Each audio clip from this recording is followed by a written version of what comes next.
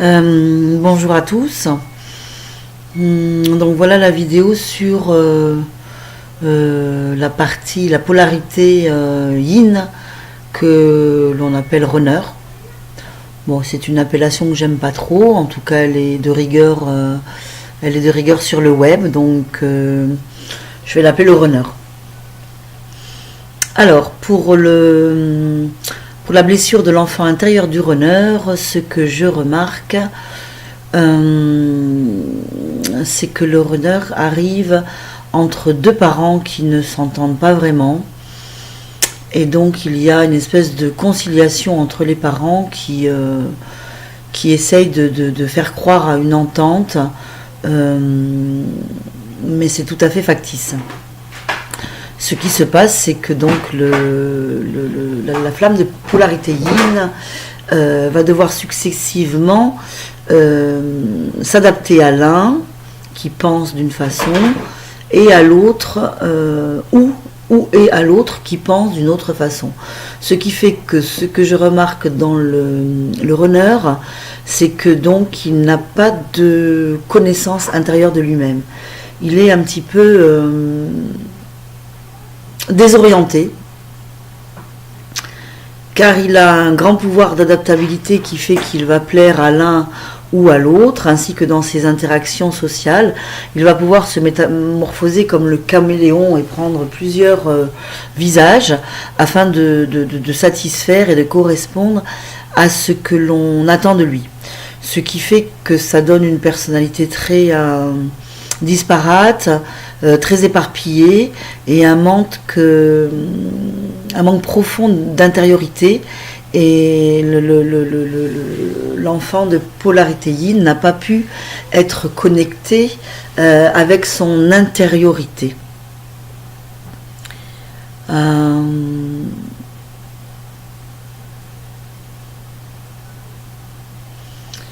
Alors adulte, lorsqu'il arrive à la phase adulte, je remarque que beaucoup de runners sont dans des dépendances, de drogue. Il peut y avoir aussi un système psychique atteint, un manque d'équilibre psychologique. Ils peuvent tendre facilement vers des troubles de la personnalité, des troubles de l'identité. Donc l'enfant intérieur, en fait, il a été largement investi dans la capacité de répondre aux attentes de l'autre. Donc il est passé à côté de ce qu'il est lui-même, ce qu'il veut lui-même, ce qu'il attend de lui-même. Voilà, donc cet enfant est une grande capacité d'empathie et de compassion vis-à-vis des autres. Et ce qui est sûr, c'est que ce petit enfant est totalement dans l'amour inconditionnel. Il est totalement investi dans l'amour pour les autres. Il n'est pas toujours compris justement dans cette capacité d'amour. Et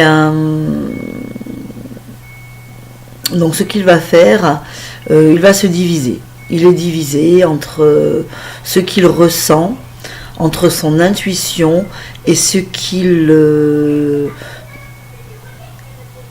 sent que les autres attendent de lui.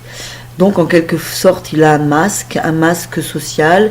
Il a ce qu'on peut appeler un faux self, une grande adaptabilité à l'autre. Et voilà.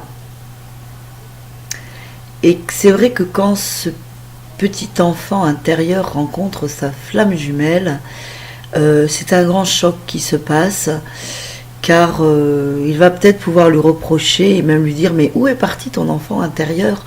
Parce que l'enfant intérieur de la flamme opposée yang, il est vraiment mis de côté.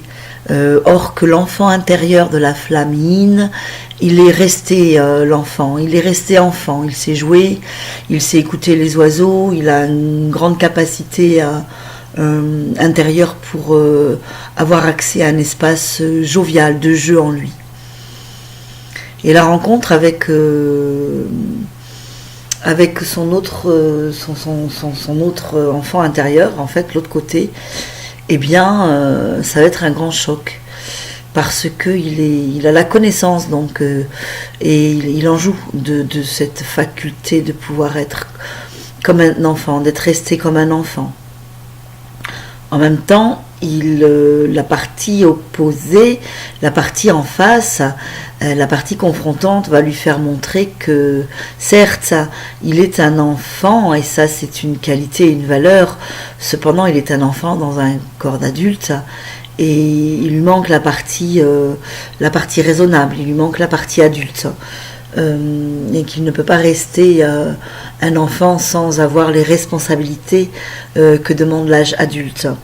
Donc là, le choc est assez grand pour ce personnage qui, en quelque sorte, ne veut pas grandir. Ne veut pas grandir parce que ce que je remarque,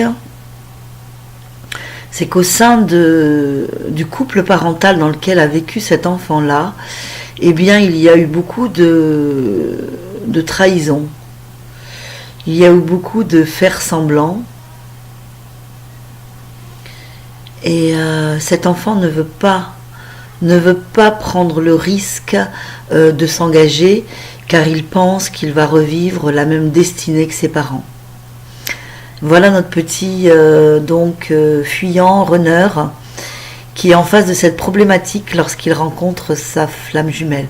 Pour l'instant, il n'en est pas conscient, mais bien sûr, à force de recherche et de recherche intérieure, et aussi de communication et d'interaction avec sa flamme, il va progressivement en prendre conscience. D'où tout l'intérêt de cette rencontre, pour prendre conscience de cet espace qui a été cassé, brisé, malmené, et donc il devra acter à retrouver de certaines racines, certaines forces intérieures. Voilà. Donc voilà, c'est ce que je tenais à relater de mon expérience personnelle, sur ce qu'on appelle les runners. Voilà. J'espère que cette petite vidéo répond à vos questionnements, à vos recherches. Vous tous qui commencez de plus en plus à se connecter à ces rencontres d'âme qui sont parfois intenses et difficiles à comprendre et qui peuvent nous mettre la tête à l'envers, comme je dis, et même au-delà de tête à l'envers, avec des termes un petit peu plus gras qui peuvent nous faire dériver des fois vers des doutes ou vers des renoncements incompréhensible, or que l'on sent une réelle reliance avec son autre. Simplement, il y a une réelle confrontation, il y a un réel mur entre l'un qui s'appelle le runner et l'autre qui s'appelle le chaser. Et ce mur, il va être, grâce à leur guérison intérieure tous les deux, petit à petit, il va se briser, il va se fondre pour que les deux puissent par la suite se reconnaître dans l'amour qui les unit. Alors ceci ne veut pas dire qu'ils vont obligatoirement vivre ensemble, ça ce n'est pas dit du tout. Par contre, comme je le disais dans une autre vidéo, l'essence de la rencontre de son autre, c'est bien un retour vers soi-même, et c'est bien l'apprentissage de l'amour inconditionnel pour soi et pour les autres, ce dont la Terre a particulièrement besoin actuellement. Voilà, je vais pas m'étendre plus amplement. Je ferai une méditation pour les runners qui en ont bien besoin actuellement, car selon les tirages que vous pouvez voir en ligne, c'est vrai que pour ceux qui espèrent la réunion, bon, il y a encore quelques travail personnel à faire, notamment au niveau de la famille pour ce qu'on appelle les runners. Voilà, je me force à arrêter parce que j'ai en fait beaucoup de choses à dire. Je vais morceler ça par petites vidéos.